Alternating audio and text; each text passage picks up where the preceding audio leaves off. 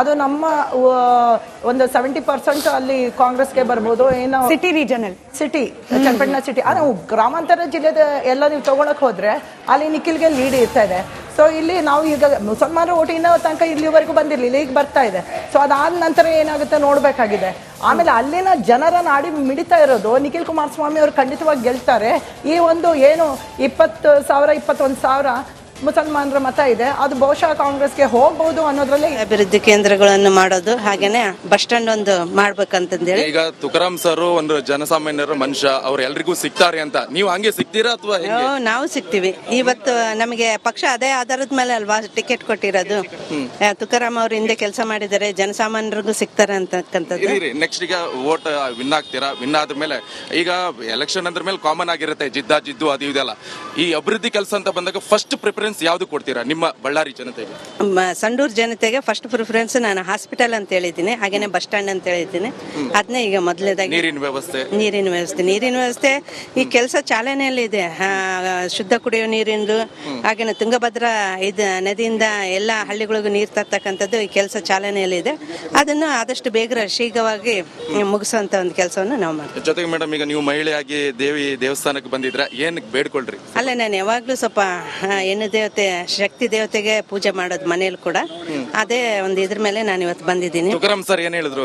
ಜಂಗಬಲ ಅಲ್ಲ, ತುಕಾರಾಮ್ ಸರೇ ನನ್ ಶಕ್ತಿ, ಅವರೇ ನನ್ ಬಲ. ಓಕೆ, ಇವಿಷ್ಟು ಅನ್ನಪೂರ್ಣ ಅವರ ಮಾತಾಗಿರುವಂತದ್ದು. ಸೋಲು ಗೆಲುವು ಕಾಮನ್, ಆದ್ರೆ ಇನ್ ಕೇಸ್ ನಾನು ಗೆದ್ರೆ ಇಲ್ಲಿ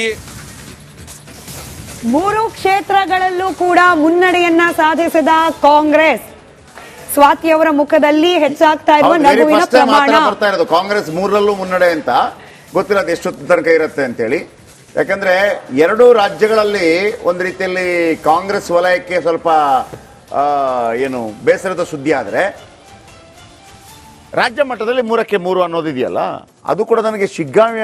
ಅದಕ್ಕೆ ನಾನು ಆರಂಭದಲ್ಲಿ ಒಮ್ಮೆ ಕೇಳ್ತಾ ಇದ್ದೆ, ಯಡಿಯೂರಪ್ಪನವರು ಹೋದ್ರು ಏನು ಪಂಚಮಸಾಲಿ ಓಟ್ಗಳನ್ನ ತರೋದ್ರಲ್ಲಿ ಯಶಸ್ವಿ ಆದ್ರೆ, ಯಾರಿಗೆ ತರೋದ್ರಲ್ಲಿ ಯಶಸ್ವಿ ಆದ್ರೂ ಇಂಪಾರ್ಟೆಂಟ್ ಆಗುತ್ತೆ ಅಂತ ಹೇಳಿ. ಯಾಕಂದ್ರೆ ಅಲ್ಲಿ ಕೆಲವು ಸ್ಟ್ರಾಟಜಿ ಇದೆ, ತುಂಬಾ ಇಂಟ್ರೆಸ್ಟಿಂಗ್ ಆದಂತಹ ಎಲೆಕ್ಷನ್ ಇದು. ಅಲ್ಲಿ ಒಂದು ಒಳಸುಳಿ ಇದೆ, ಅಲ್ಲಿ ಗೊತ್ತಿಲ್ಲ ಅದು ಏನಾಗತ್ತೆ ಅಂತ ಹೇಳಿ. ಆರಂಭಿಕ ದೃಷ್ಟಿಯಲ್ಲಿ ಹಂಗೆ ಕಾಣ್ತಾ ಇದೆ ನಾವು ಹೇಳ್ತಿರೋದಷ್ಟೇ. ಟಿ.ಪಿ. ಯೋಗೇಶ್ವರ್ 3,000 ಒಮ್ಮೆ ನಿಮಗೆ ಹೇಳ್ಬಿಡ್ತೀನಿ ನೋಡಿ. ಯಾಸಿರ್ ಪಠಾಣ್ ಇದೀಗ 517 ಮತಗಳಿಂದ ಮುನ್ನಡೆಯಲ್ಲಿದ್ದಾರೆ. ಅನ್ನಪೂರ್ಣ ತುಕಾರಾಮ್ 1,108 ಮತಗಳಿಂದ ಮುನ್ನಡೆಯಲ್ಲಿದ್ದಾರೆ. ಸಿ.ಪಿ. ಯೋಗೇಶ್ವರ್ 3,969 ಮತಗಳಿಂದ ಮುನ್ನಡೆಯಲ್ಲಿದ್ದಾರೆ ಸದ್ಯದ ಮಟ್ಟಿಗೆ ಇಲ್ಲಿ ತನಕ. ಇದಾದ ನಂತರ ಏನಾಗುತ್ತೆ ಕಾದು ನೋಡಬೇಕಾಗಿದೆ. ನೋಡಿ, ಜನ ಈಗಲೂ ಕೂಡ ನೋಡಿ ಎಲೆಕ್ಷನ್ ವೋಟ್ ಎಲ್ಲ ಹಾಕಿದ ನಂತರ ಯಾವ ರೀತಿ ಬಂದು ನಿಂತಿದ್ದಾರೆ ಅನ್ನೋದನ್ನ ನೀವು ಗಮನಿಸಬಹುದು. ದೊಡ್ಡ ಪ್ರಮಾಣದಲ್ಲಿ ಬೆಟ್ಟಿಂಗ್ ನಡೆದಿದೆ. ಬೆಟ್ಟಿಂಗ್ ಕಟ್ಟಿದವರು ಪಾಡಂತೂ ಲಕ್ಷಗಟ್ಟಲೆ ಕೋಟಿಗಟ್ಟಲೆ ಬೆಟ್ಟಿಂಗ್ ಕಟ್ಟಿದ್ದಾರೆ ಅಂತ ಮಾಹಿತಿಗಳಿವೆ. ಒಂದು ಅದು ಮಾತ್ರ ಅಲ್ಲ ಸರ್, ಈಗ ಪೋಲ್ ಬೇರೆ ಬೇರೆ ಎಕ್ಸಿಟ್ ಪೋಲ್ ಬಂತಲ್ಲ, ಎಕ್ಸಿಟ್ ಪೋಲ್ ನೋಡಿ ಸರ್, ಎಕ್ಸಿಟ್ ಪೋಲ್ಗಳು ಯಾವುದು ನಿಜವಾಗಿಲ್ಲ. ಕಳೆದ 2024ರ ಆಮೇಲೆ ಇಲ್ಲಿ ಇವ್ರು ಹೇಳ್ತಾ ಇದ್ರು, ಶಂಕರ್ ಶೆಟ್ಟರ್ ಹೇಳ್ತಾ ಇದ್ರು, ನರೇಂದ್ರ ಮೋದಿ ಏನು ಹೇಳಿಕೆ ಕೊಟ್ಟರು ಅದನ್ನೇ ಪೋಲ್ ಅವರು ಹಾಕೊಂಡು ಹೋದ್ರು ಅಂತ ಹೇಳಿದ. ಅವರು 400 ಪಾರ್, ಇವರು ಅದಕ್ಕಿಂತ 20 ಜಾಸ್ತಿನೇ ಕೊಟ್ಟರು ಅಂತೇಳಿ. ಆದರೆ ಸಟ್ಟ ಬಜಾರ್ ಮಾತ್ರ ಎಲ್ಲೂ ತಪ್ಪು ಹೇಳಿಲ್ಲ ಸರ್. ಸಟ್ಟ ಬಜಾರು 2024 ಲೋಕಸಭಾ ಚುನಾವಣೆಯಲ್ಲೂ ಕೂಡ 230ರಿಂದ 270ಕ್ಕೆ ಅವರು ಸೀಮಿತಗೊಳಿಸಿಕೊಂಡ್ರು, ಮತ್ತೆ ಅಷ್ಟೇ ಬಂತು. ಕರ್ನಾಟಕದ ವಿಚಾರಗಳು ಬಂದಾಗಲೂ ಕೂಡ ಸಟ್ಟ ಬಜಾರ್ 137. ಪಂಚರಾಜ್ಯ ಚುನಾವಣೆಯಲ್ಲಿ ಸ್ವಲ್ಪ ತಪ್ಪು ಮಾಹಿತಿ ಕೊಟ್ಟಿದ್ರು ಕೂಡ ಸಟ್ಟ ಬಜಾರ್ ಪಂಚರಾಜ್ಯ ಚುನಾವಣೆಯಲ್ಲಿ. ಓಕೆ, ಆದ್ರೆ ಈ ಪೋಲ್ ಆಫ್ ಪೋಲ್ಸ್ ಇವರೆಲ್ಲ ಗಮನಿಸಿದಾಗ ಅವರು ಸ್ವಲ್ಪ, ಯಾಕಂದ್ರೆ ಅದಕ್ಕೆ ಒಂದು ಕಾರಣ ಇತ್ತು. ಈ ಪೋಲ್ ಮಾಡ್ತಾರಲ್ಲ, ಅವರು ಜನಗಳಿಂದ ಮಾಹಿತಿ ಸಂಗ್ರಹಿಸ್ತಾರೆ ಬೇರೆ. ಸಟ್ಟ ಬಜಾರ್ ಅವರು ದುಡ್ಡು ಹಾಕಿರ್ತಾರಲ್ಲ. ಲೋಕಸಭಾ ಎಲೆಕ್ಷನ್ ನಲ್ಲಿ ಮತ್ತು ವಿಧಾನಸಭೆ ಎಲೆಕ್ಷನ್ಗೂ ಕಂಪೇರ್ ಮಾಡಿದ್ರೆ ಮಹಾರಾಷ್ಟ್ರದ ಇಡೀ ರಾಜಕೀಯ ಚಿತ್ರಣವೇ ಪೂರ್ತಿ ಚೇಂಜ್ ಆಗಿದೆ. ಹೌದು. ಈಗ ನೀವು ಕಳೆದ ಬಾರಿ ನಡೆದಂತ ಲೋಕಸಭೆ ಚುನಾವಣೆಯ ಮತಗಳನ್ನ ನೀವು ಆಸ್ ಇಟ್ ಇಸ್ ಟ್ರಾನ್ಸ್ಲೇಟ್ ಮಾಡೋದಾದ್ರೆ ನೋಡಿ, ವಿಕಾಸ್ ಅಗಡಿ 153 ಬರ್ಬೇಕಿತ್ತು, ಹಾಗೇನೆ ಮಹಾಯುತಿ 127 ಬರ್ಬೇಕಿತ್ತು. ಆದ್ರೆ ಇಲ್ಲಿ ಪೂರ್ತಿ ಕಂಪ್ಲೀಟ್ ಚೇಂಜ್ ಆಗಿದೆ. ನೋಡಿ, ಅಲ್ಲಿ ನಿಮಗೆ ಲೋಕಸಭಾ ಚುನಾವಣೆಯಲ್ಲಿ ಯುಪಿಎ ಮೈತ್ರಿ ಕೂಡ 43.7% ವೋಟ್ ಅನ್ನು ಪಡೆಯಿತು. 1% difference, only 1%, difference, but 25 seat difference. 25 seat difference ಆಗುತ್ತೆ. ಹೌದು, ಅದು ಎಂಪಿ. ಹೀಗಾಗಿ ಈ ರಿಸಲ್ಟ್ ನೋಡಿದ್ರೆ ಪೂರಾ ಬೇರು ಮಟ್ಟದಲ್ಲೇ ರಾಜಕೀಯ ಬದಲಾವಣೆ ಇರೋದು ಕಾಣ್ತಾ ಇದೆ. ಜಾರ್ಖಂಡ್ ರಾಜ್ಯದ ಬಗ್ಗೆ ನಾವು ಹೆಚ್ಚು ಗಮನ ಸೆಳಿಬೇಕು. ಯಾಕಂತಂದ್ರೆ NDA ಸಂಪೂರ್ಣ ಚುನಾವಣಾ ಪ್ರಚಾರದ ಜವಾಬ್ದಾರಿನ ಅಸ್ಸಾಂ ಮುಖ್ಯಮಂತ್ರಿ ಹಿಮಂತ ಬಿಸ್ವಾ ಶರ್ಮಾ ವಹಿಸಿಕೊಂಡಿದ್ರು. He was virtually the leader, de facto leader in Jharkhand BJP. ಹೌದು. ಆ ಹಿಮಂತ ಬಿಸ್ವಾ ಶರ್ಮಾ ಯಾವ ರೀತಿ ಈಶಾನ್ಯ ಪ್ರಾಂತ್ಯಗಳಲ್ಲಿ ಬಿಜೆಪಿ ಧ್ವಜ ಹಾರ್ತಿದ್ರು, ಅದೇ ರೀತಿ ಎಲ್ಲಿ ಯಾವುದೇ ರಾಜಕೀಯ ಜವಾಬ್ದಾರಿ ಕೊಡ್ಲಿ, ಆಡಳಿತಾತ್ಮಕ ಜವಾಬ್ದಾರಿ ಕೊಡ್ಲಿ, ಒಂದು ತಾರ್ಕಿಕ ಹಂತಕ್ಕೆ ಬಹುಶಃ ಅವ್ರಿಗೆ Congress training is basically Congress. ಹೌದು, ಒಬ್ಬ ಜರ್ನಲಿಸ್ಟ್, ಒಬ್ಬ ಅರ್ಥಶಾಸ್ತ್ರಜ್ಞ, ಇಸ್ PhD. ಕಾಂಗ್ರೆಸ್ ಯೂಸ್ ಮಾಡ್ಕೊಳ್ಳೇ ಇಲ್ಲ ಅವ್ರನ್ನ ಆತರ. ಅವರು ರಾಹುಲ್ ಗಾಂಧಿ ಅವ್ರನ್ನ ಭೇಟಿ ಮಾಡಕ್ ಹೋದಾಗ ರಾಹುಲ್ ಗಾಂಧಿ ಅವ್ರು ತಮ್ಮ ನಾಯಿ ಮರಿನ ಆಟ ಆಡಿಸ್ತಾ ಕೂತಿದ್ರಂತ. ನೀವು ಆಟ ಆಡಿಸ್ತೀರಿ, ನಾನು ಬರ್ತೀನಿ ಗುಡ್ ಬೈ ಅಂತ ಹೋದವರು ಅವ್ರು ಎಲ್ಲೆಲ್ಲೋ ಹೋಗ್ಬಿಟ್ರು. ಹಿಮಂತ ಬಿಸ್ವಾ ಶರ್ಮಾ ತರ ಇನ್ನೊಂದು ರಾಜ್ಯಕ್ಕೆ ಹೋಗಿ ತನ್ನ ಪಕ್ಷವನ್ನು ಗೆಲ್ಲಿಸುವಂತ ನಾಯಕ ಕರ್ನಾಟಕದಲ್ಲಿ ಒಬ್ರು ಇಲ್ಲ. ಕರ್ನಾಟಕ ಬಿಜೆಪಿ ಅವರು ತಮ್ಮ ಸ್ವಂತ ಕ್ಷೇತ್ರದಲ್ಲಿ ನೀವು ಹೇಳಿದಾಗ ನಾನು ಅದನ್ನು ನೀವು ಮತ್ತು ಹೈಲೈಟ್ ಮಾಡ್ಬೇಕು. ಯಾಕಂದ್ರೆ ಯಾವುದೇ ಆಗಿರ್ಬೋದು ಸರ್, ರಾಜ್ಯಗಳು ನಮ್ಮದು, ದೇಶ ನಮ್ಮದು. ಈಶಾನ್ಯ ರಾಜ್ಯಗಳಂದ್ರೆ ನಮಗೊಂದು ರೀತಿಯಲ್ಲಿ ಹೆಂಗೆ ಅಂತಂದ್ರೆ ನಮ್ಗೆ ಬೇಕಾ ಬೇಡ ಅನ್ನೋ. ಜಾರ್ಖಂಡ್ ರಾಜ್ಯ ಅಂತ ಪರಿಚಯ ಆಗಿದ್ದೆ ಮಹೇಂದ್ರ ಸಿಂಗ್ ಧೋನಿಯಿಂದ.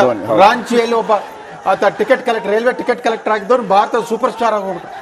ಅವ್ರೊಬ್ಬರನ್ನ ಬಿಟ್ಟರೆ ಇನ್ನು ಯಾವ VIP ನಮ್ಗೆ ಗೊತ್ತಿಲ್ಲ ಜಾರ್ಖಂಡ್. ಆಮೇಲೆ ಸೊರೇನ್ ವಂಶ ಇದೆ ಅಲ್ಲ, ಇವ್ರು ನೋಟೋರಿಯಸ್. ಹೌದು. ಕ್ಯಾಶ್ ಫಾರ್ ವೋಟ್ ಸ್ಕ್ಯಾಮ್ ಅಂತ PV ನರಸಿಂಹರಾಯರ್ ಸರ್ಕಾರ ದೊಡ್ಡ ಹಗರಣ ಆಗಿ ಪಾಪ ನಮ್ಮ ಕರ್ನಾಟಕ ವೀರಪ್ಪ ಮೊಯ್ಲಿ, HM ರೇವಣ್ಣ ಮತ್ತು ರಾಮಲಿಂಗಾರೆಡ್ಡಿ, ಆದಿಕೇಶವನು ಇವರೆಲ್ಲ CBI ತನಿಖೆ ಎದುರಿಸಬೇಕಾಗಿ ಬಂದಿತ್ತು.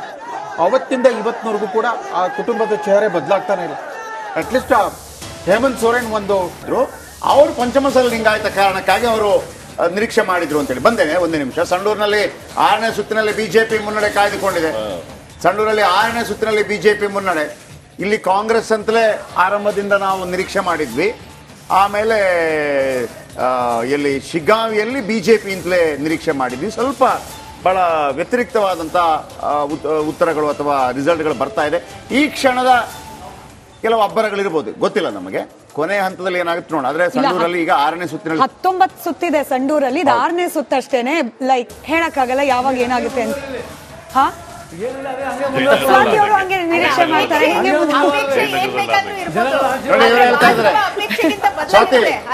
ಅವರೇ ಈಗ ರಾಮಮೂರ್ತಿ ಅವ್ರಿಗೆ ಹೆಂಗೆ ಅಂತಂದ್ರೆ ಜಯನಗರದಲ್ಲಿ ಏನಾಯ್ತೋ ಎಲ್ಲಾ ಕಡೆ ಅದೇ ಆಗಲಿ ಅಂತ ಹೇಗಾದ್ರೂ ಮಾಡಿ ತಿನ್ಕಾಡಿ ಒಂದ್ 10 ಓಟಿಂದ ಕೊನೆಗೆ ಗೆದ್ದು ನಾನು ಶಾಸಕ ಅಂತ ಅನ್ಸ್ಕೊಂಡ್ಬಿಟ್ಟು ಗೆಲುವು ಧರ್ಮಸಿಂಗ್ ಎಷ್ಟು ಗೆದ್ದಿದ್ದು?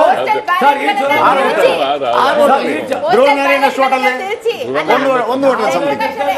ಅದಕ್ಕೆ ಆಲ್ರೆಡಿ ಕೇಸ್ ಹಾಕಿದೀವಿ. ಹೊರಗಡೆ ಬಂದು ಪೋಸ್ಟಲ್ ಬ್ಯಾಲೆಟ್ ಗಳನ್ನ ತಿರ್ಚಿ ನಾವು ಸ್ವಲ್ಪ ನ್ಯಾಷನಲ್ ಅಲ್ಲ, ಮಹಾರಾಷ್ಟ್ರ ಕಡೆಗೆ ಬಸವರಾಜ ಬೊಮ್ಮಾಯಿ ಅವರು ಮುಖ್ಯಮಂತ್ರಿ ಆಗಿದ್ದಾಗಲೂ ಕೂಡ ಅವರ ಮೊದಲನೇ ಹಿನ್ನಡೆ, ರಾಜಕೀಯ ಹಿನ್ನಡೆ ಯಾವ್ದು ಅಂತಾರೆ, ಹಾನಗಲ್ ಉಪಚುನಾವಣೆಯ ಸೋಲು. ಅಲ್ಲಿಂದ ಬೊಮ್ಮಾಯಿ ಅವರ ಇಳಿಮುಖ ಶುರುವಾಗ್ಬಿಡ್ತು. ಹಾವೇರಿ ಜಿಲ್ಲೆಯನ್ನ ತಮ್ಮ ಕಬ್ಜಾದಲ್ಲಿ ಇಟ್ಕೊಳಿಕ್ಕಾಗ್ಲಿಲ್ಲ. ಅಧಿಕಾರಾರೂಢ ಮುಖ್ಯಮಂತ್ರಿ ಆಗ್ಬಿಟ್ಟು ಹಾವೇರಿ ಜಿಲ್ಲೆ ತಮ್ಮದೊಂದು ಸೀಟ್ ಉಳಿಸ್ಕೊಂಡ್ರಷ್ಟೇ ಹೊರತು ಉಳಿದು ಎಲ್ಲೂ ತಮ್ಮ ಪಕ್ಷವನ್ನು ಗೆಲ್ಲಿಸ್ಲಿಕ್ಕಾಗಲಿಲ್ಲ. CM ಉದಾಸಿ ಅವರ ಅಧ್ಯಕ್ಷರಾದಾಗಿಂದ ಇಡೀ ಹಾವೇರಿ ಜಿಲ್ಲೆಯಲ್ಲಿ ಬಿಜೆಪಿ ದುರ್ಬಲ ಆಗುತ್ತೆ. ಆ ಥರ ಮತ್ತೊಬ್ಬ ಜನಸಾಮಾನ್ಯರು ಒಡನಾಟ ಇರುವಂಥ ನಾಯಕ ಮತ್ತೊಬ್ರು ಬರಲೇ ಇಲ್ಲ.